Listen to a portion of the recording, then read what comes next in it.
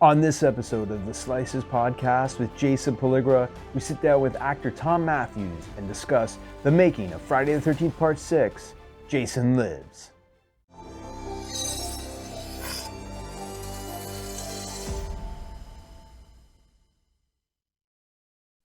Hey everybody, welcome to the Slices podcast on the Horror Slash YouTube channel. Subscribe and do all that fun stuff. And on the podcast today, we have the star of Friday the 13th Part 6, Jason Lives, Thom Mathews. How you doing, Thom? I'm doing great. Thanks for asking. That's awesome. So you've been in a lot. You've done a lot of classic horror films, but you've done a lot more than that. But today I wanted to dive deep into one film in particular, and that's Friday the 13th Part 6, Jason Lives. How's your memory on that one? Good. So far, knock on wood. It's All getting right, up there in years. All right. So yeah, it has been a long time, but the movie still looks pretty good. It holds up well, but we'll get to that. So let's talk. I was just going to say it holds up really well. Yeah. So let's talk about the audition process. Let's start from day one. How did you hear about the auditions? How did that come about? And did you audition? I did audition. I got a call from my agent, as you know, that's how it used to go, and they said I went and read it for the casting director. Okay. And they called me back, and then I went and went over at Paramount and read for the producers, Frank Mancuso Jr., his wife, and I believe Tom in the room, Tom McLaughlin, the director, and I think there was 2 or 3 other guys besides myself reading for the role, and then I just got lucky enough to get it. That's awesome. And at the time, did you know it was a Friday the 13th? Because back then they kind of covered up the sequels with fake names. Did you know it was a Friday? I did. Sure, I knew of the franchise. And then after I got the role, I went and looked at 1 through 5, and to see if I could bring any kind of mannerism that Tommy Jarvis, that Corey did, and John Shepard. John Shepard. John Shepard, thank you. Yeah, no problem. Yeah, to see if there was any mannerisms that I could bring,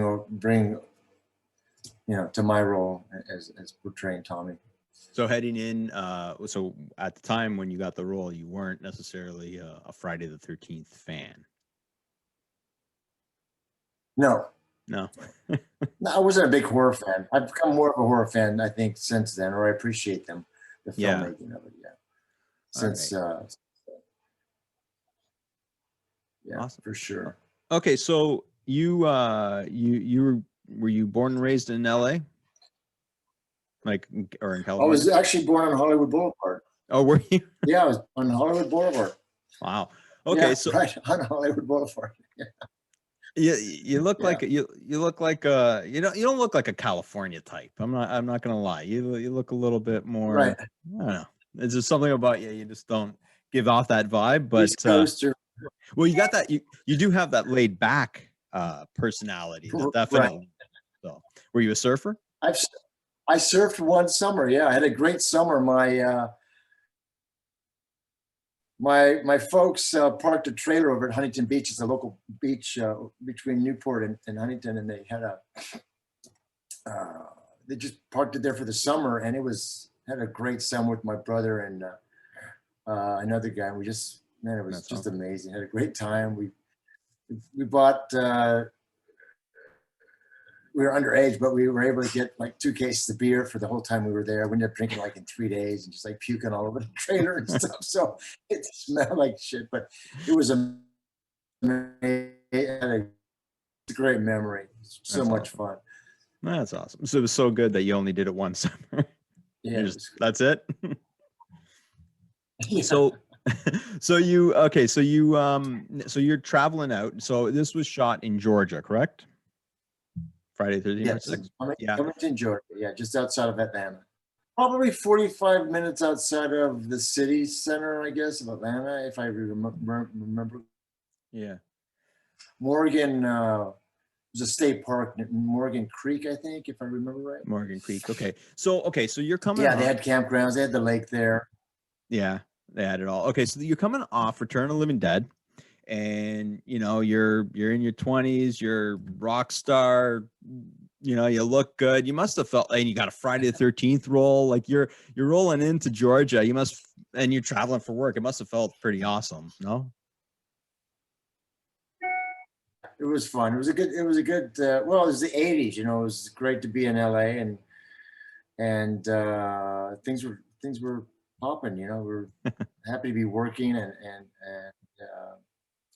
going on locations here and stuff. For me, I would have never left California or LA if it wasn't for the locations I've been on, Really? Did you like traveling for work? Part of my life. I'm happy to, I'm kind of a homebody. I did very much. Yeah. Yeah. Yeah. I discovered that Latin is the most spoken language in the world from traveling. Really? English was, but that's awesome. It's not. Yeah. Okay. So it expands your horizons. You see different cultures and stuff like that, and it's sure. Different foods, and it's great. I mean, the South in Georgia, it's completely different than any other place in the world, let alone the country. Yeah. I discovered Waffle Houses, in Georgia that they don't have out on the West Coast, and long before the Food Network. Text, from people, the locals talking, it was amazing. It was awesome. It was a great experience. The big thing to do in Covington for the kids at night was to drive the loop, just drive around in a circle. And the circle was inside of a parking lot. It was pretty boring. Inside of a parking lot. You know how you could cruise around on streets and stuff? Yeah. They just had the loop in a parking lot, and they just kept going around in a circle, and that was it. It was like a roller derby kind of thing, or was it just like they're skidding tires? Yeah, pretty much. Yeah, pretty much that. Just driving around a loop and playing their music, and that's what they did. To each their own, I guess, right? So, where did Paramount put you up? Like, was it a lot of these, Fridays and other horror films are low budget, but Paramount was doing this. It was like a Sheraton or a Motel 6, and at the end of the parking lot was the Waffle House. So I'd have a lot of meals there. All right, so I got very familiar. You got from the Waffle House. What was your regular? What'd you go to at the Waffle House? I did the waffle and usually breakfast, waffle and eggs on top. Nice. I'm a breakfast man, so that's music to my ears there. All right, yeah. So you get to and that was all the cast and crew at the same place? Gosh, was it? I think it was mostly the cast was there. Yeah. Yeah. I don't remember seeing a lot of the crew running around. So like you get let's just say you get to Atlanta, and then you get into your location. What do you do night one? Like you're 20 something, you're on a film. Like, are you working day one, or are you got some time? I don't remember what we did what we shot on the first day, but we got pretty much into it, Yeah. Pretty quickly. I was heavy in the script, so there was a lot for me to do. Yeah.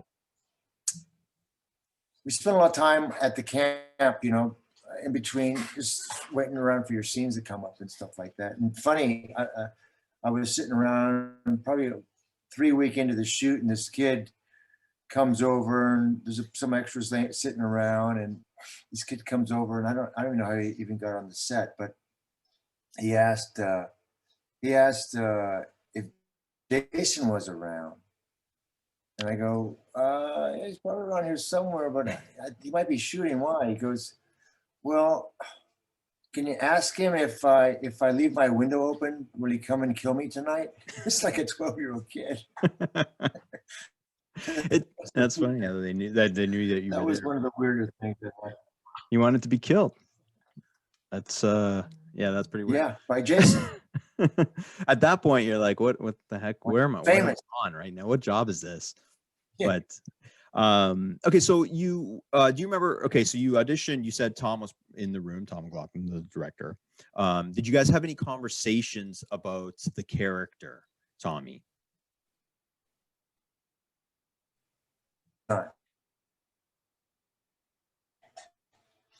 Sorry, Tom. Okay, We did not. Sorry, you did not. We didn't have any conversation. No way. Okay, We didn't talk about the character. No way. That's I just did my That's interesting. So okay, so then it was on you. Yeah, he kind of. Sorry, yeah, he just kind of. Tom just kind of sat in the.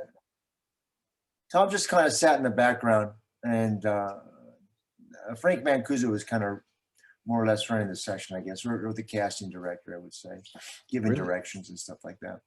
Okay, so you didn't. Okay, I find that fascinating, actually. So when it came to Tommy Jarvis, you said you had rented all the other previous films and watched them.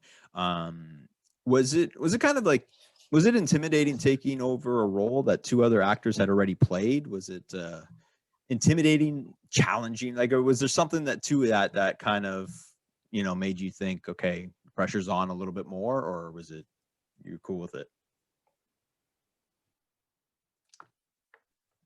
Cool with it. I just it was a role, and it's probably a role for me. It was probably one of the closer roles to play myself, because Return of the Living Dead it came out a year before. That was more of a character role. Tommy Jarvis was probably the closest role I had played to myself at that time. Awesome. Yeah. Well, yeah. In contrast to, I guess, Return of the Living Dead, it was, which was a little bit more over the top. This was a little bit more down to earth. With as far as Tommy Jarvis, then were there parts where you'd watch some of the previous films and think, okay, I'm going to take him somewhere else, or you just kind of stayed close to what you had seen and what the script was outlining for you? We did some improv, but not a whole lot. You just, as an actor, you just kind of listen to, or you read what's in the script and try to convey what the emotion is, stuff to it, whatever moves you as an actor, as a person, and to make it real for yourself and bring it to life. Like I said, I looked at 4 and 5, of course, to see if there was any mannerisms or something I could pull over that maybe John had brought over from Corey's, although the age difference was larger, but I couldn't find anything that really stuck out, is a twitch or just some kind of mannerism, something. There's nothing that really stuck out. Yeah. So you said that Frank Mancuso was on set. Was he there the whole duration? He wasn't on set. He was at the audition. He never came out. He never came out. No, he didn't. Never came out to the location that I remember. He may have come out once. So I know that Tom McLaughlin has gone on to say that there was a lot of things that were changed last minute on him and whatnot. Did it affect you? Did any of those affect your scenes or anything like that? Those changes you're referring to, did they happen while we were shooting, or? Basically, he would say he would show up the day of, and all of a sudden, the crane's not there. We're not using it. Oh, well, yeah, that happens just about any. Yeah. Those kind of things happen all the time.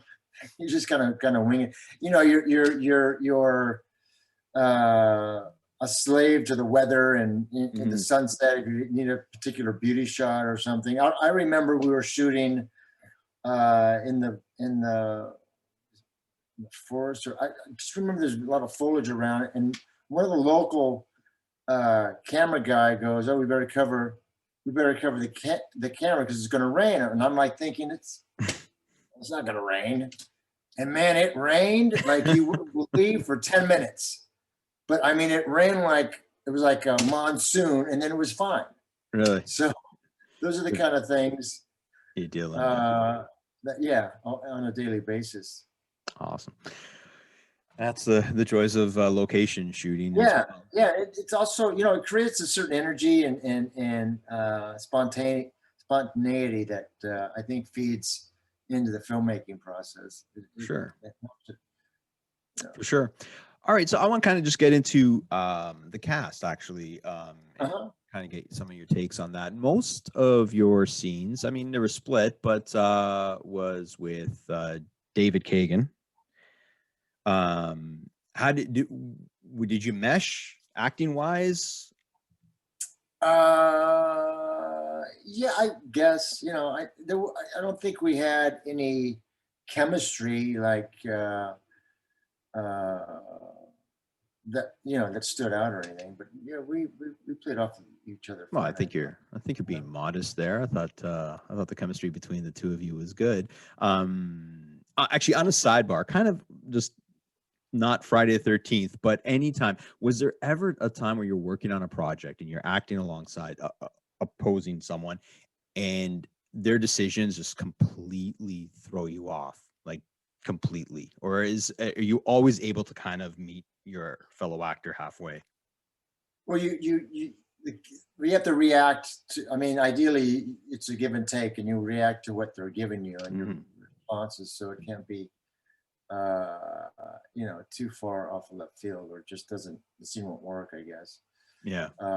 I can't think of, I did do a episodic TV called Paper Dolls, and I played like a John Hinckley character type, and I was obsessed with the models, and I was stalking them and things like that, and I was a college kid, and I was in the dorm, and I had a roommate, and then my first scene in the whole thing was with him. So he came in this upbeat attitude, and I was like responded to him. So I wish I hadn't, because I had to kind of keep that vibe throughout the rest of the episodes that I had. Yeah. Set the tone, kind of. I think that was the first time. If you're lucky enough to rehearse, that's an amazing thing for everybody. Did that happen at all on Jason Lives? We would get together on the side, and rehearse. When I did return, everyone rehearsed for 2 weeks before we shot it. That helped everyone. There's a lot of that was a huge cast, and everyone. Yeah. But Friday, there's a lot of physicality and stuff like that. So. Right. All right. So if you weren't acting alongside him, you were acting mostly with Jennifer Cooke, who played Megan. Jennifer. And that opening scene with Ron was. Yeah. I love that opening scene of Jason Lives. So do I, and we're gonna get to that, Tom. Oh yeah. We're just gonna slow the jets a little bit. You're blowing through this. But so Jennifer, what was it like working with her? She was great. She knew her lines, and she showed up, and she was happy to be there. Yeah. So you guys, I mean, and it looked like it. Like there was something about part 6 that just it had a little bit of a genuine feel to it with the actors, and you were saying how there wasn't anything, there wasn't like chemistry sparks, but I thought with you and Jennifer that it was there, and I mean you had to play your character a lot more, held back. You had other things on your mind than what she had, but I thought that was what made it. The promise was there of us getting together. That was always it revealed itself throughout the script and stuff like that. Yeah. But, all that goes to the credit of Thom McLaughlin. He wrote it and directed it, so he developed the characters. So, I loved her character, and I've said this before. it's kind of like a guy character in a way. I mean, she's horny. She's the one who's pursuing. She's ready for fun. She's, pretty tough, and you know what I mean. It's not Yeah. usually it's the guys Yeah. like that, and the girls like I got Right. I got a psycho to kill or something like that. Yeah, she definitely took charge. Yeah, it was When she needed awesome. to. Yeah. So I gotta ask, because this was her last project. She pretty much retired from the spotlight or spotlight. She retired from doing anything. Yeah. Power breaker there.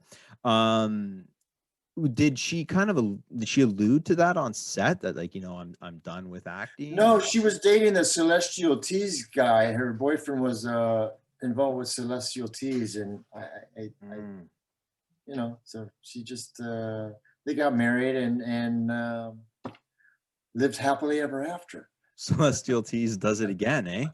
Yeah. Crap, who would have thought? But yeah, no, because it's a shame because she's actually shied away from a lot of the media. I mean, she did a little bit for the Crystal Lake Memories. It was nice to see her there, but being like one of my favorite characters from the series, it was always so hard to, to figure out, where she, like, if she hated that set so much, if she hated that project so much, but I guess not. I guess it's just life takes you in different directions. So we will move on to Ron Palillo, who, for people who don't know, played Horshack on Welcome Back, Kotter in the 70s. And yeah, I mean, how you show up on set and Ron's there, were you a fan of the show? I was a fan of the show. I was thrilled that he was in the role. Yeah. Yeah, it was great working with him. He was a sweet guy, and not a mean bone in his body, and it just, perfect for the part, and just knocked it out of the park, and it was just was that fantastic. early in the shoot, or was it Yeah. was it shot in sequence as much as It possible? usually is not, but I remember shooting that stuff. I think that stuff we shot up was first on that list. Yeah. So let's I go think over I have the shooting schedule. I should go back and look at it. I have Do you really? my notes in the binder, and yeah. And it was called Aladdin Sane was the Aladdin. script. So that was I think David Bowie album or yeah, song. that is. Okay, and Aladdin Sane, yeah. So okay, all the production was Aladdin Sane. It wasn't Friday the 13th. Yeah. Nothing Friday the 13th was even around. Yeah, that's interesting. Okay, so let's talk about that scene with Ron. So where was that shot?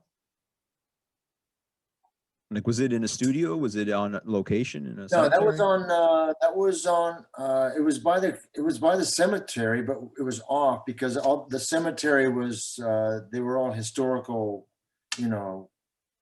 sites and things. So they created something just off. It was on the cemetery grounds, but just off to the side. We had the tombstone, and they put up the fence, and that's like one of my favorite sets. Like I love the look of that set. Yeah, it was great. It was cool. Yeah. Sure. So how was it? How production wise, how long did that take to shoot that scene? It probably took 3 days to shoot that. Really? If I remember right. Yeah. And was that going on? Lightning and rain and smoke and yeah, it had Jason maggots. Had to get a maggot wrangler, to take care of all the maggots because they're wild, man. They go crazy. Those Hollywood maggots. Really? They start running all over the place. Oh man, that's I don't know. I can handle. We had a maggot wrangler. Someone take care of the maggots. I can handle a lot. Maggots are they're tough. Yeah. They're tough to deal with. They're not bad. They're a little salty, but they're not too bad. All right. So yeah. So with that, was that CJ shooting as Jason? Was he already Jason? No, he wasn't. So it was Dan Bradley? Yeah, Dan came in. Dan was up first, and then CJ replaced him. Oh, okay. So that opening scene was Dan Bradley. I believe so. Oh, wow. Okay. Yes. Well, Yeah. you seem a little unsure, so we're not going to quote you. We're not going to put Yeah. that No. down bite. Look, coming to looking back at it, I think it was well, maybe they went back and did reshoots of CJ and turning and stuff like that, because it certainly seemed like it was CJ's physique. Laying in the coffin and all that kind of stuff. Maybe then. Yeah, maybe you're right. Maybe they could have. Could have been anybody in the coffin, but yeah. All right. So so okay, when you're shooting a scene like that, like I'm always like, because again, I'm a fan, right? You know, and I try to be a little objective when we do these things, but like, you know, as a kid, and it was the very first Friday the 13th I'd ever seen. So it's got a soft spot in my in my heart for sure. So I'm looking at that set and I'm like, as a kid, I'm like, I'd be having a ball. I'd be running around and hanging out. I'd want to sleep there. I'd be like, you know, did you get a chance to enjoy, or was it just so like, let's do it, or did you get a chance to kind of look around and kind of see where you were and take it in, or? But you weren't really a big horror fan either, so. For sure. I mean, I walked around the graveyard and there was a lot of headstones of the unknown soldiers and things like that, and that really moved me. And you know, visited the town and things like that. But you know, I was able to look at the set, of course. There's a lot of downtime in between, you know, because the camera has to move and they have to relight it. Things like so. It could be 30 to an hour worth of just sitting around doing nothing. It's not as glamorous as. What's Thom Mathews? What's Thom Mathews do on his downtime? When I'm not working. Well, no, when you're on a set, like you're on Friday. On Friday, what do you do? Try and stay out of trouble, you know. Or actually, I look at the next scene, and study the lines and kind of think of the moments beat by beat and try to prep for that. I'm pretty studious when it comes to when I'm working on that. All right, so I don't wing it that much. Sorry? I don't really wing it that much when I'm shooting. I will improvise, but it comes out of. I always think you have to have a base of what you want to do and then grow off of that. But if you don't have that base, that foundation, then you're flailing and all that kind of stuff. Yeah. No, exactly. Yeah, you gotta know it. I'm getting nervous just talking about it. Well, you also have the I mean, it is a Paramount film, right? I mean, and you know, you're there's pressure. Well, I didn't, you know, funny enough, I just show up and do my job. I don't, you know, Paramount. It doesn't, you know, you gotta treat everything the same way. Just kind of show up and that's that laid back. Do the best I can for that day, you know. Yeah, I mean, that's, you know, not everybody's like that though. Like, I mean, it shows just like again that, you know, you kind of have that. Yeah, it was the 80s. I mean, I could have been doing, you know, drugs and drinking and shit like that, but that never helped me. I think I smoked weed once before a scene one time. I was like, I don't get this. Yeah, it didn't help. Didn't help me. Yeah, some people it helps them, I guess. I don't know. So the attached to that scene in the final project was that James Bond opening. Was that in the script? Don't remember. Let's move on to CJ Graham, who predominantly played Jason throughout the film.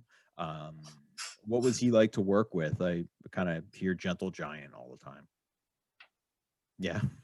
Those are the exact words that came to my mind, and that I always say. He's the sweetest guy, and we stay in touch, and we lucky enough to see him, you know, a few times a year, non-pandemic, of course.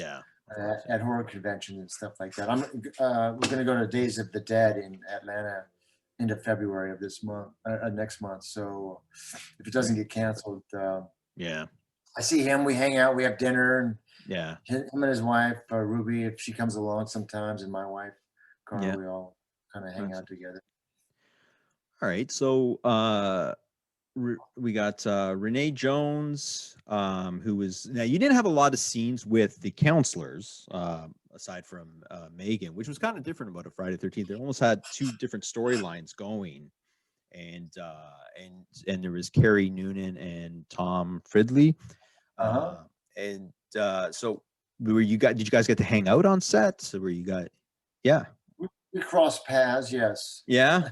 We didn't have any scenes together, so yeah, we would, I would see them. Yeah. So did you guys were you guys a good time set? Did you guys have fun on set, or was it like, they did their thing, you did your thing, schedules weren't Yeah, pretty much like that, because if they were shooting their bulk of stuff, then I was in the hotel room or, exploring Covington, or I would go off to like Madison, which is more of a historical part of Georgia with the big plantations and stuff like that. So you're telling me that there wasn't a lot of partying going on the set of Jason? Wasn't a lot of partying, no. Unfortunately, really? I mean, yeah. Or I'm just not getting it out of you. That's probably a little bit more like it. Yeah, I guess. We'll go with that. So yeah.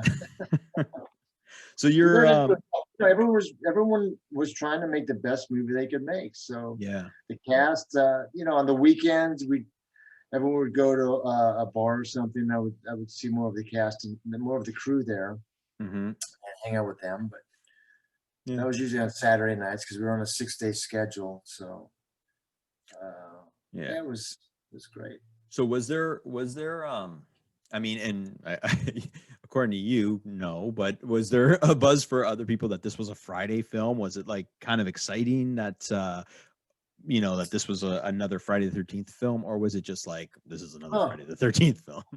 I didn't. Horror films were kind of like looked down upon, I guess.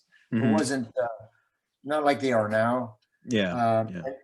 You did a horror film or you did a soap opera or something like that, and it wasn't like the cream of the acting world. No, but it was a job, right? It was a very good job and so much fun to do, and so proud. Well, it's good to hear you say that. It's because it's one of those things that again, it doesn't even have to be your first Friday the 13th film that you've seen, but like for me it was. And you can see a lot of movies that you just love. You love the characters, and then you hear them talk like they hated the film, they hated being a part of it, and it just kind of a part of you just kind of, and so it's kind of good to hear you say the things that you are saying, as a fan. I think Jennifer had more of that experience. I think a little embarrassed to be part of the franchise, to tell you the truth. Was she? Yeah. It's unfortunate because like I thought she kicked ass in this. She did a great job. Very cute and very, brought a lot to the character for sure. Yeah. Okay. So what was she seemed to be into it. I mean, if she wasn't, it didn't show in her performance. Yeah. The performance was bang on. I agree. So, and I guess at the end of the day, that's all that matters, right? It's just get the job done. What you see. Yep. So how many days shooting was this? Do you remember roughly? I think I was gone, I would say 5 weeks, maybe 6. 5 or 6 weeks. And you said six days a week. What kind of hours were you? What kind of hours? 12 to 14 hours, or 12 hours, because they have a 12-hour turnaround. They can't use you for another 12 hours. So they would, if you worked 14 hours, then they would schedule someone else for in the morning. The crew would show up. The hardest job is being a PA on any set because you get paid the less and you're working the hard and you're running around like a maniac and you get the least amount of sleep and you have to be up for it before everybody and the last one to go to bed and stuff like that. So, and you're not exactly treated well. Yes, exactly. So, and we also did night shoots. So at a point we were doing day shoots and then we switched over to night shoots. Yeah. And the first night it was in the jail where I locked up Vinny. Where I lock up Vinny Gostafaro, and they're doing a close up on me, and someone's camped out in the jail, one of the grips or something, and he starts snoring. and it's like sawing wood, man. So like I tried not to break, but it was just it was too comical. That's hilarious. Yeah, and that kind of stuff happens with those types of hours.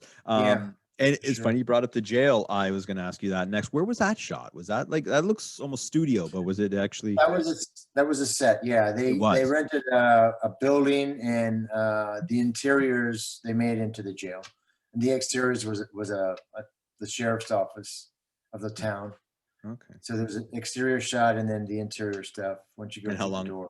How long were you doing that scene for? Because you had a bunch of scenes in there. Right? Yeah, we probably were in there 4 days, 4 or 5 days, I guess. That was comfortable, I guess, right? They used a lot. David used a lot. Jennifer had her scenes in there too. Yeah. And no one ever talks about this, but the rubber band that she shot, I shot, it lands on the shoulder. I mean, that was like one take. You couldn't do that again. It would take 100 takes to even get close to that. It was like, what the hell? Well, I'm glad you got it out. I'm glad. Yeah. It's the little things, right, that give you a little bit of pride. That was a good shot. All right, so I want to talk also the Camero scene, because that's a real, being the young man that you were at that age, at that, not understanding, it always comes up, that scene. Well, it's a fun scene at the heart of it all. It's a pretty fun scene, and I think it shows a lot of sense of humor on the director's part, and but it was a good scene too. That's the thing. Like, you had the music playing. Yep. I mean, that was good scene. Yes. So was that written in the script the way it was shot on film? Yeah. So you're looking in the script, and you come to that part, you're reading the script, and you're like, well, Thom may have embellished it, like I said, I haven't read the script in 35 years, but Thom may have embellished it a little bit. Okay. You get ideas when you're shooting, and you if you have time, because a lot of times you don't have time, you add them in. Well, I thought that was a real fun scene, and I'm assuming that that wasn't your worst day on set. No. That wasn't the worst day. So was there a worst day on set? Was there a day where you were like, one of the where I had an issue was in the opening scene where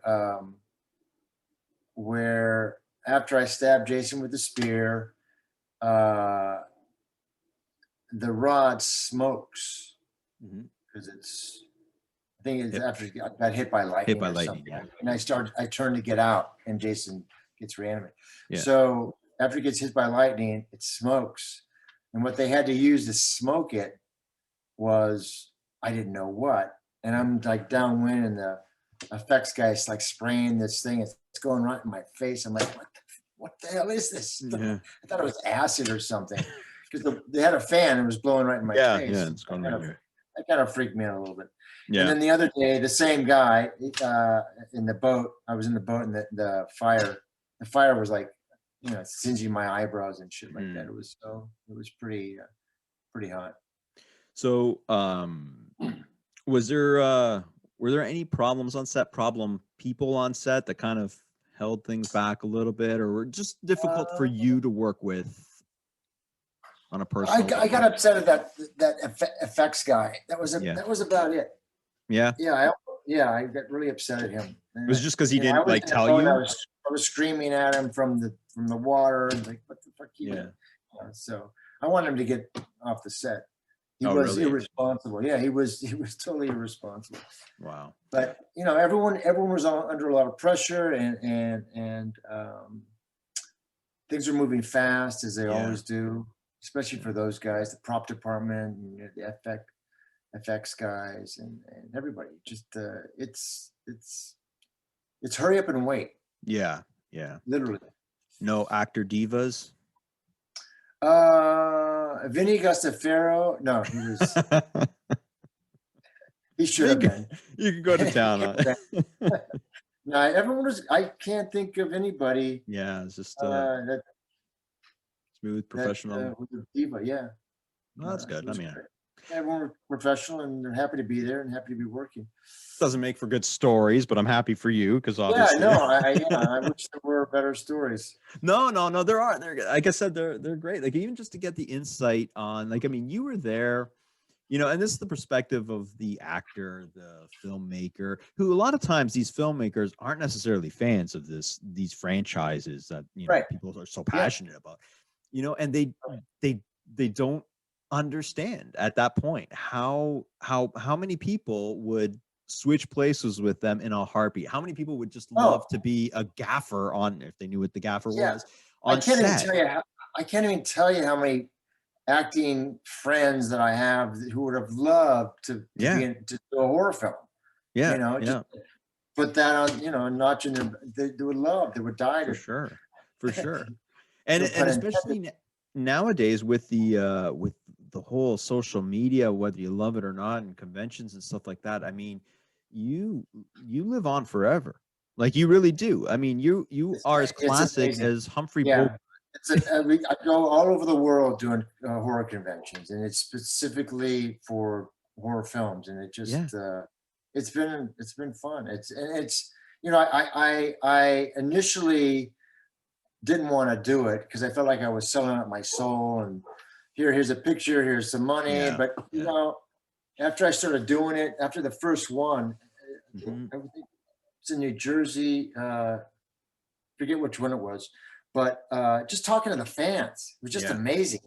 I mean, heartfelt, how it moved them, and how it impacted their lives, and who they were with, and what age they were. I can't even tell you how many people have seen it when they were like 7 or 8 years old. I go, well, that's bad parenting. I said, who are you with? Your cousin or the babysitter let you see it? Or you go, yeah, I was with my older brother. He made me see it. I said, did you have nightmares? He goes, yeah. A lot of them had nightmares. I didn't let my kids see that until they were 12, 13 years old in the horror movies.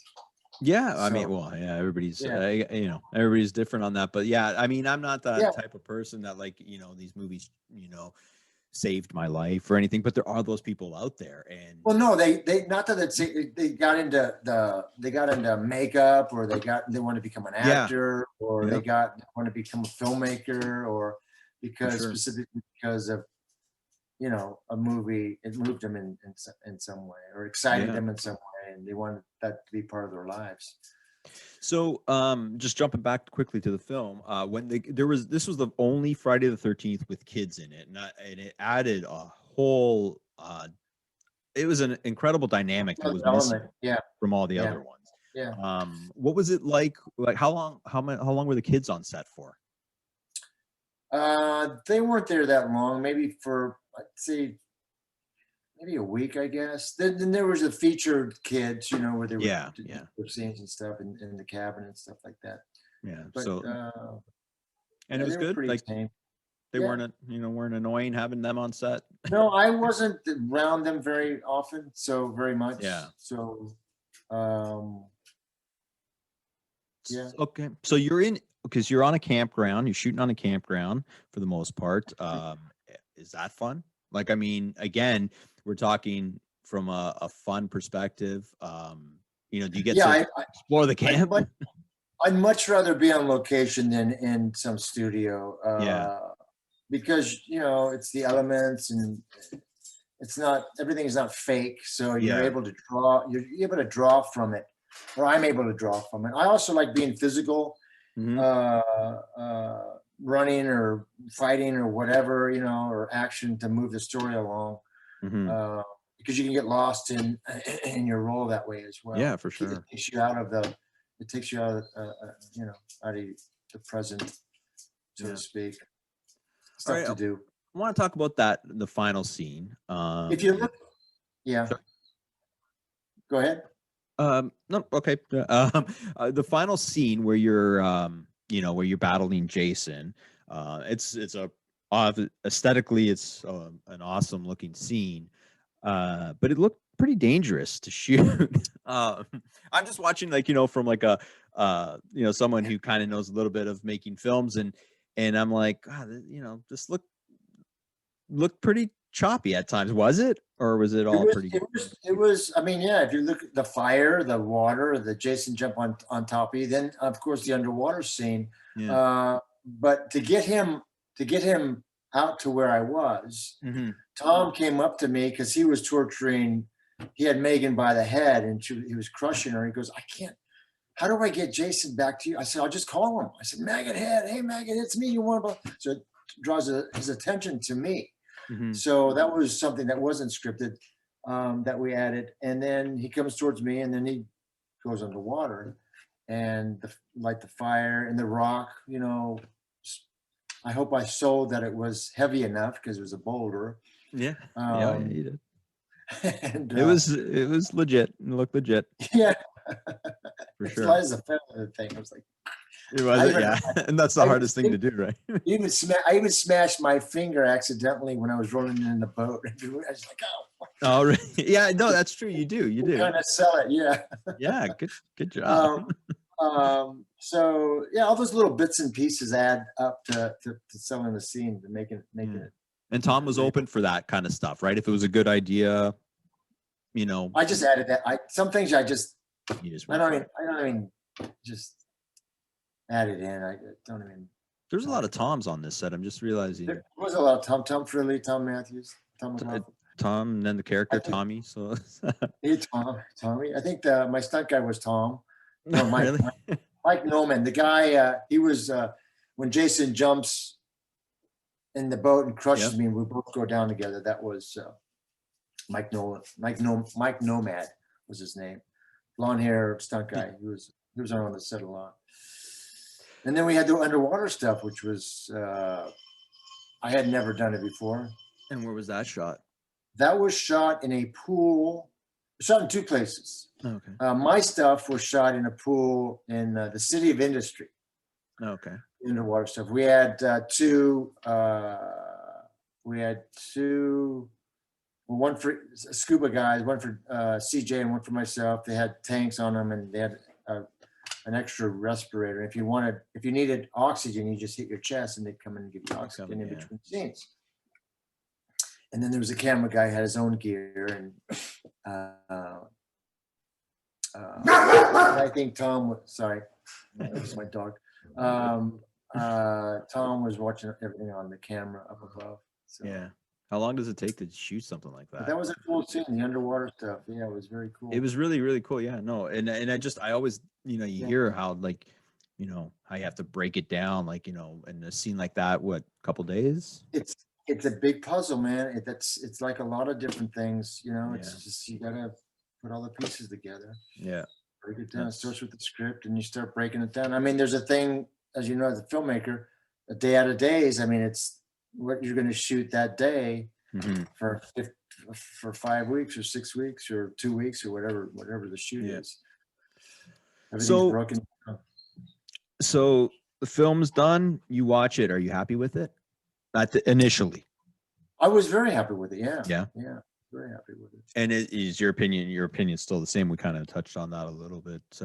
You feel the film holds up, right?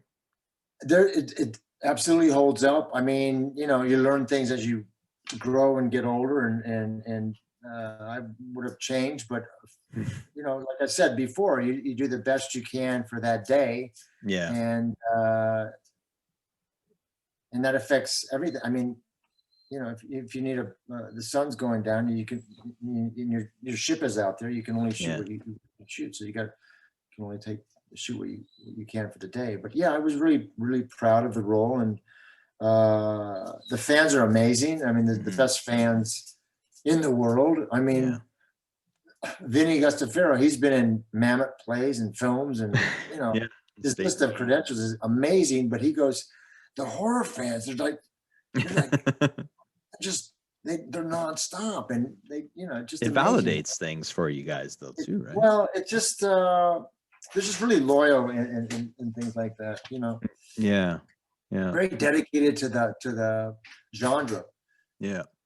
No, that's awesome. So let me ask you, and I don't want to sound like an actor's studio question here, but Tommy, Tommy and Megan, do they live happily ever after in your mind? Yeah, they did. They do. Well, not happily. I mean, Tommy's he's troubled, man. He's as long as Jason's body is anywhere, I don't care if it's in the water or anywhere, there's always the chance of him coming back, and that will always torment Tommy for the rest of his life, I think. So he's got issues.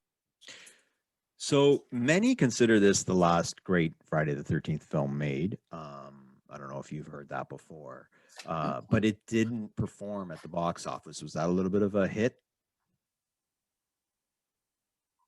Yeah, I was surprised because I know it's a fan favorite, and I was surprised because I never look at that stuff. But I go, I wonder how was the box office, and it didn't perform as much as some of the others initially. And I'd be curious to see how it's doing, now. But it did surprise me. It did surprise me just because of all the love, that from the fans that we get from doing it.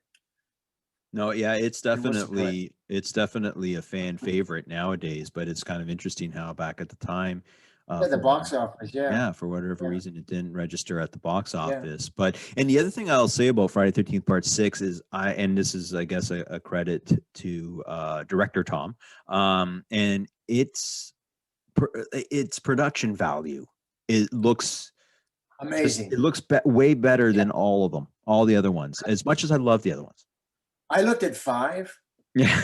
This was the sequel. Yeah. Scared to death. Oh.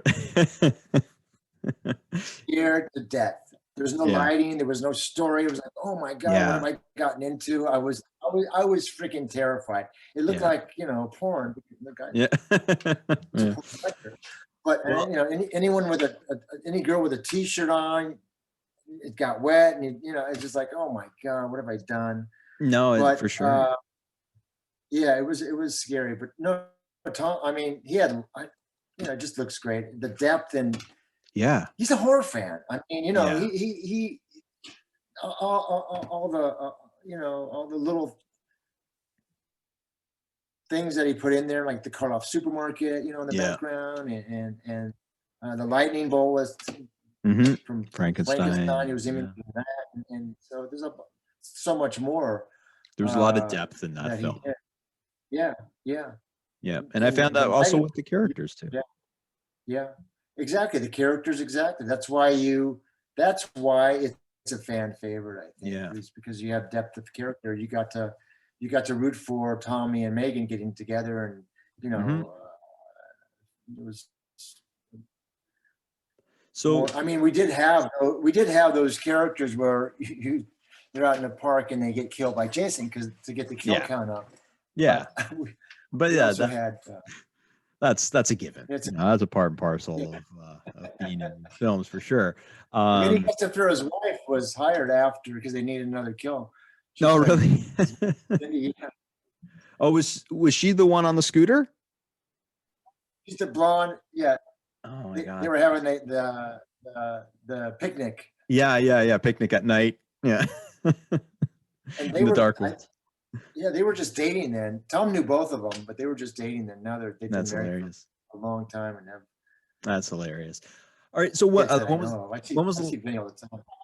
Yeah, I'm going to touch on that in a sec. When was the last time you saw this movie, Part 6? When was the last time you sat down and watched it? Oh my gosh, probably. Well, I saw a bit of it the other night because I was walking into my bedroom. It was on the TV. I was like, hey, that's kind of cool.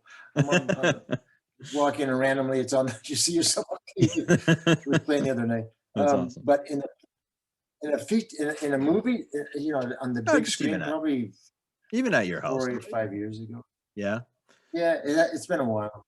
Yeah. All right. So it's been a while. How often do you get the "ya bang" line? Whenever I'm hanging out with Vinny, I get it a lot. He gets it all the time. He gets it all the time. Yeah, you don't get it? No. I don't get it. I don't get it too often. I don't get it too often. No, that was his. He came up with that whole thing too. Yeah. Right. He asked Thom, "Can I say you bang at the end?" He goes, "That'd be great." So it's kind of his mantra now. So, you steered clear. I don't get a lot. No. What do I get? Let's see. Maggot head. I don't know what fans say. You probably get some. They do bring up the car scene. Yeah. They bring up the car scene a lot. And probably get some Return of the Living Dead stuff too. So, okay. So, Yeah, for sure. were you offered part 7?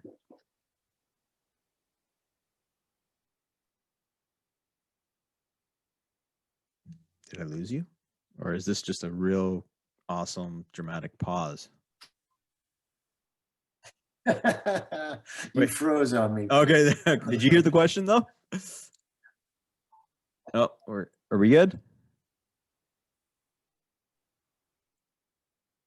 Was offered part 7. No. Were you offered part 7? Yes. I wasn't. No, you weren't. Big mistake.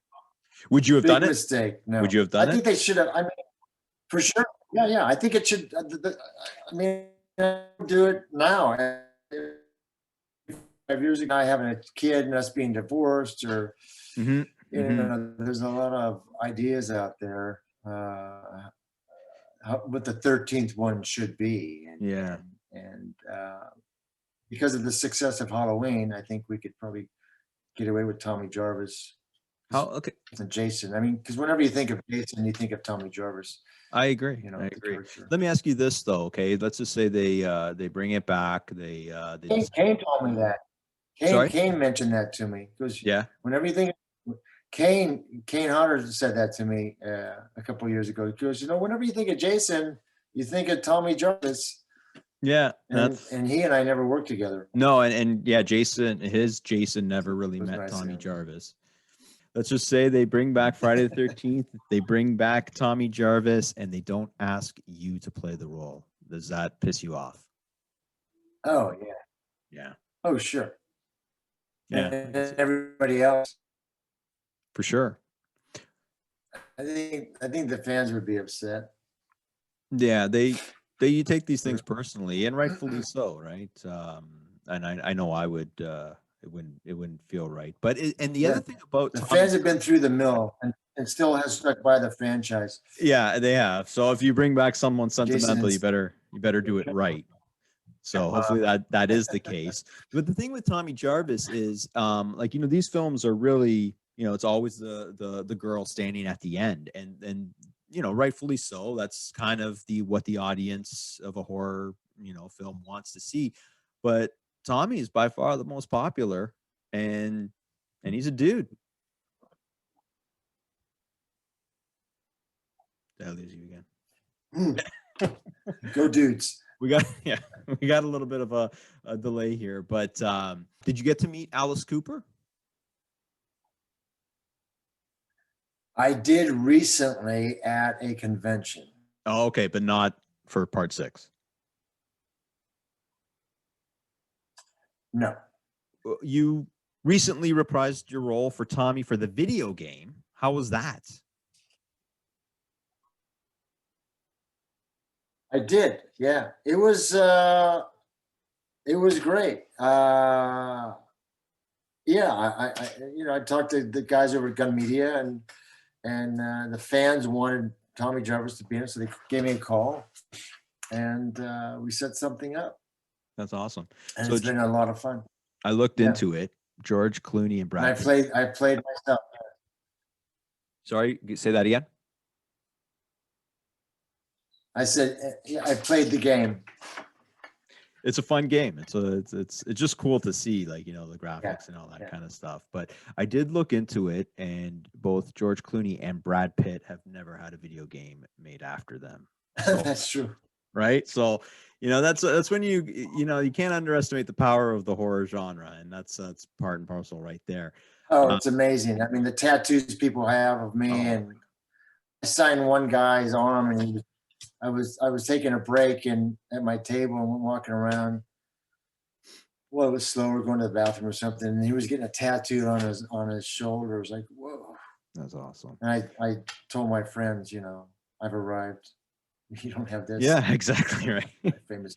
So you kind of walked away though, right? You walked away from acting, and you really, in the beginning, you weren't really doing these conventions and stuff like that. Am I right on that? I kind of dropped out. I was, you know, I was always into construction, so I was always doing that in between jobs anyway. I still have a construction company. We do some high-end stuff. It kind of gets me out the door every day. I could never just sit around and just wait for the phone to ring. So that's always kept me busy. So, and then I had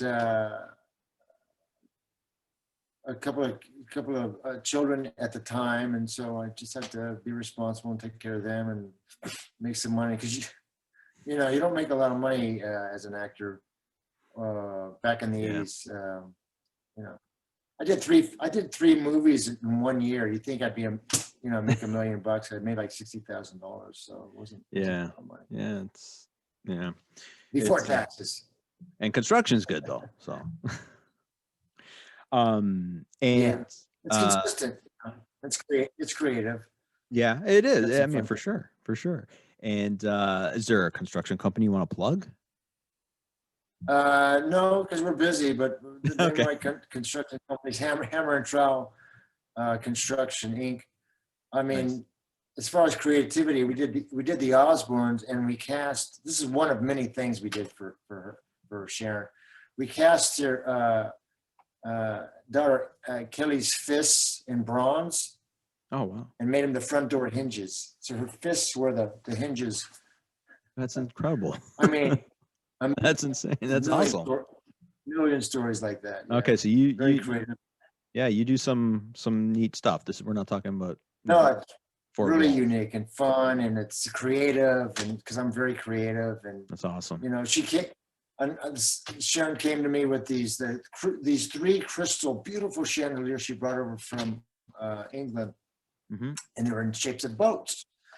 And she goes, Tom, what should we do with these? I said, let me think about it. So I was walking around the house, and she had this really long hallway. Mm-hmm. I said, Sharon, come here. How about the Nina, the Pinta, and the Santa Maria? So they're like going down the river. That's awesome. We ended up doing that too. That's awesome. Cool. Fun stuff. Good. I mean, it just goes on and on like that. Yeah. Really creative. Every day is different, and I'm happy about that. That's great. That's awesome. Okay, so we are going to wrap this up, but before we do that, you're also in some fan films all of a sudden. Some Fan Friday films. I reprised Tommy as in The Never Hike Alone. How's that? That just kind of came out of the blue. It was just kind of a bizarre way it happened. I have a friend who's a writer I've known for 40 years, and he came to me, he calls me, he goes, would you do me a favor and talk to this guy? It's my roommate's friend. He's a Friday the fan, and he just, ever since he found out that I know you, he won't shut up. And will you just meet him and have lunch with him? Or I said, sure, anything for you. If he's like normal. So it turns out he was the executive producer on Never Hike Alone. And they had already started. They would shoot on the weekends, and I met him, and he gushed, and that was all great. And during the course of dinner with my friend and Barry J, Mm-hmm. He goes, would you be interested in doing reprising your role in a fan film? And I said, yeah. And I'm thinking fan film, right? Yeah. And I'm thinking, oh God. What's that? I'm thinking, oh God, a fan film. Sure, send it over. Because we actually have shot some of it. I said, great, send it over. I'd love to look at it. For sure. Having no intention of being a part of it at all. Yeah. He sent it over. Sent over what they shot. Yeah. And the production value looked amazing. It was great. It was amazing. They had all the drone stuff. I mean, so that was, I said, whoa, this is interesting. Mm-hmm. And I liked the main character, and it was very topical, and he had a GoPro, and selling stuff, and it was very, very current events. And I said, sure. So and I did my cameo, and that was it, one day. And we about 3 years ago, last October, we premiered it at Telluride Horror Film Festival, and that was a lot of fun. Yeah. It runs about 52 minutes, and when I showed up, everyone in their seats just bolted up out of the crowd because they're happy to That's see me awesome. back. So That's that was amazing. cool. I mean, I have fans tell me on Facebook. They said, "Yeah, I didn't know you were in Never Hike Alone. I was watching it." Yeah. And, on my couch, I just jumped up out of my couch. So It's it was a lot yeah. of fun. Yeah, it was pretty cool. And it is the production value for Yeah, people who haven't amazing. seen Vincent does a this. great job. He's a huge horror fan. I mean, he's like an encyclopedia. Yeah. Fan film doesn't do it justice, actually, when you put that in front of it. A lot of people, consider it part of the franchise. That's how good it is. I mean, it's better than some of the, mainstream. 100%. 100% is better than a lot of Friday the 13th that have come after part 6. That's for sure. I've seen a couple of them, and they're really, really high quality. We've only done 2. We've done Never Hike in the Snow, which was done. Yeah, I just watched that one, actually. It's the prequel to Never Hike Alone, but we're trying to set up if this, if we ever get a handle on the pandemic thing, probably I know. do something in September or something. It's going to be a continuation of Never Hike Alone. In Never Hike Alone, there was a scene where you hear me fighting Jason. Well, in the sequel, you can actually see me fighting Jason. So it's going to overlap a little bit, and then we go off, and then we're bringing Vinny Gustafaro in. Yeah, sheriff. That's He's great. He's going to be the sheriff, and all his guys have a laser pistols and stuff like that. And, that's so cool. It'd be cool. That's awesome. I love that, and I'm happy. We're getting the band back together again. So that's great, and I'm happy that you are. I think a lot of fans are. It's just great to see you, doing the conventions, getting out there, doing shows like this. I was thrilled when you said yes to coming on. Thanks for having me. Yeah, it's been. Just before I wrap it up, there's just one thing I gotta do with you. We're gonna do a little, and it is gonna be quite short, but we're gonna do a Friday the 13th trivia. And the reason why I'm doing this is because you've self-admitted that you're not exactly the biggest fan, but we're gonna see what Thom Mathews is made of. Okay. You ready? Sure. All right. Number 1, what was Jason's mother's name? Pamela. Nice. That's a good start, right? You want to. All right. So number 2, what was the only Friday the 13th film to have no nudity? Part 6. The man's on fire. It's on fire. Yes, it was. All right. Reggie the Reckless was a character. Did he live or die? Actually, I don't even know that character. What part was he in? Part 5. Part 5. Oh, I think everyone died in part 5. So you're going with death? I'm going with death. Final answer. He did live, and actually they were gonna try and get that character back into part 6. But when what happened? He found out he was gonna be killed off. He decided not to do it. It was what's it, Xavier Ross? That was gonna play him. Yeah, so he decided not to. I think to quote him was, not many brothers get to live, so we're going to leave it at that. Good for him. Yeah, exactly. All right. So typically, because it changes from film to film, how many chevrons are on a Jason mask? Those red... Yeah. It changes, so 6, 5. 3. All right, so we're 500 now. The first 2 were right, the second 2 were wrong. We've got 3 more to go. Ready? Okay. Got to bring it home. All right. Aside from Tommy Jarvis, what character has appeared in 3 or more Friday the 13th films? Ooh, 3 or more. Kind of a trick question. Jason. Nice. This guy doesn't fool around. This guy that was good. All right. What character gets killed with an ice pick to the temple? Was that Court? Oh, he was a knife. But you know what?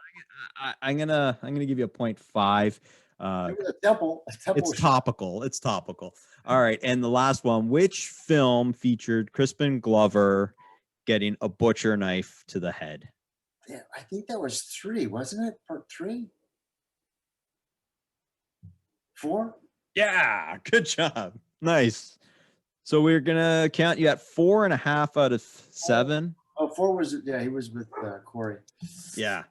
It's my doggy. I think it's time for to feed them, right? That's awesome. Honestly, Thom, I want to thank you again for being on the Slices podcast.